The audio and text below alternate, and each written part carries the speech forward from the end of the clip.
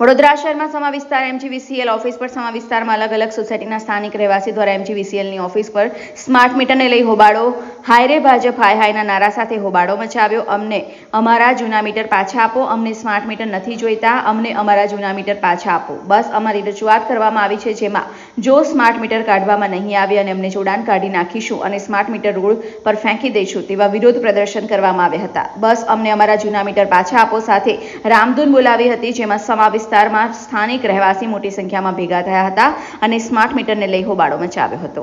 Reporter Sunny સિંધે, Satyamev Jayate, live news Vadodara. હાલો, અમારે સરકારી જ વસ્તુ જોવે છે। સરકાર સારી છે, મેં ના નથી પાડતા, બહુ સરસ સરકાર છે। બીજા નંબરમાં કે 4000 રૂપિયા માણસ મજૂરી કરીને જો લાવતો હોય તો 4000 ચાર્જીમાં આય ભરી દે તો એના છોકરાને ક્યાં મહાજનમાં મૂકવા જાય, તમારે ત્યાં મૂકવા આવે કે તમે શું કહેવા માંગો? જે વસ્તુ છે અમે સરકારને વોટિંગ આપી છે તો સરકાર જ અમારે જોવે, પ્રાઇવેટ વસ્તુ અમારા વડોદરાની અંદર હોવી જોવે નહીં।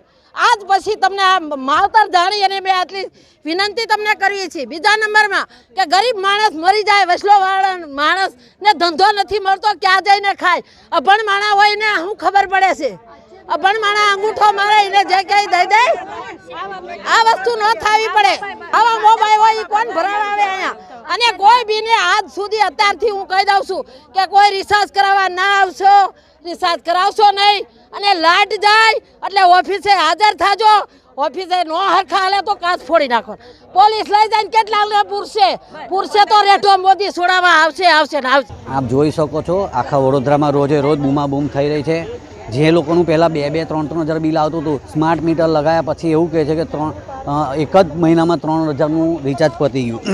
તો મારી જીઈબીને, ગુજરાત સરકારને, ભાજપ સરકારને એ કહેવું છે કે ભાઈ તમે પહેલાં મીટરોનું નિરીક્ષણ કરો, એનું ખરાઈ કરો, 10-10, 20-20 જગ્યાએ પહેલાં સરકારી કચેરીઓમાં લગાવો, એમાં કેટલું બિલ આવે છે, એમાં કોઈ ખામી આવે છે કે નહીં આવતી, એના પછી તમે લોકોને જાગૃત કરો। અને જે જૂના મીટર લાગ્યા છે તે રહેવા દો।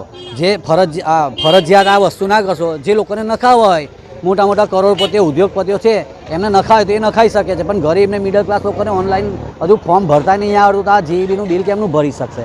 એટલે જે બી આ પ્રોબ્લેમ છે એ યથાવત જે અત્યારે મીટરો છે એ જ રાખવા જોઈએ।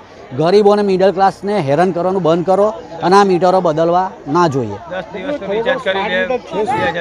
સ્માર્ટ મીટર એક ગુબ્બારો છે જે સ્માર્ટ સિટીના નામે આપણને જે ગોળ ગોળ ફેરવ્યા છે અત્યાર સુધી, એ હજુ અમને નહીં ખબર તો જનતાને કેમ નહીં ખબર પડશે? એટલે જીઈબીના અધિકારીઓએ ગલીઓ, સોસાયટીઓમાં જઈ પહેલાં એનું જ્ઞાન આપવું પડે કે એમનું રિચાર્જ થાય, શું થાય એ બધું શીખવાડવું પડે, ત્યારે આ મીટરો લગાવવામાં આવે। અને ખરેખર જો મીટર લગાવવા હોય તો મોટા મોટા ઉદ્યોગપતિઓ, કંપનીઓમાં લગાવો તો ખબર પડે કે કેટલું। આ સમા જીઈબી આગળ અમે આના કરતાં બી ઉગ્ર આંદોલન કરીશું અને ગાંધીનગરનો ઘેરાવ કરીશું કે આવનાર સમયમાં કોર્પોરેશન ઇલેક્શન છે, તો હું જનતાને અપીલ કરું છું કે જો દર ઘડીએ ઇલેક્શન પતે ને પબ્લિકને ડામ આપવામાં આવે છે તો આવનાર કોર્પોરેશનમાં જનતા બી તમને એવા ડામ આપશે કે તમે જિંદગીભર ભારતીય જનતા પાર્ટી આ વડોદરા શહેરમાં ચૂંટાઈ નહીં આવે।